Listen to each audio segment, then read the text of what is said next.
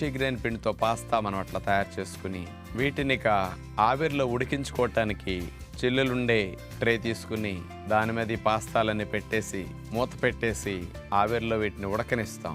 ఆ ఉడికిన పాస్తాలన్నీ పక్కన పెట్టుకుంటాం.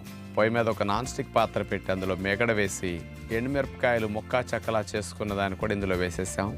ఒరిగానో హెర్బ్ని స్పెషల్గా ఈ పాస్తాలోకి ఉపయోగించడం జరుగుతుంది. మిరియాల పొడి, క్యారెట్ని ఆ రకంగా మనం సన్నగా స్లైసెస్గా కట్ చేసుకోవాలి.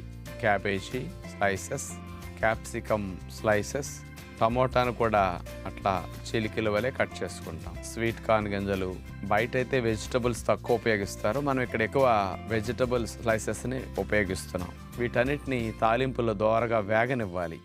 ఈ మేగడలో మూత పెట్టేసి అందులో ఉండే నీటితోనే ఈ ముక్కలన్నిటిని పచ్చిపోయేటట్లుగా 5-7 మినిట్స్ మగ్గనిస్తే సరిపోతుంది అనమాట. మెత్తగా అవ్వకూడదు, పచ్చి ఉండకూడదు.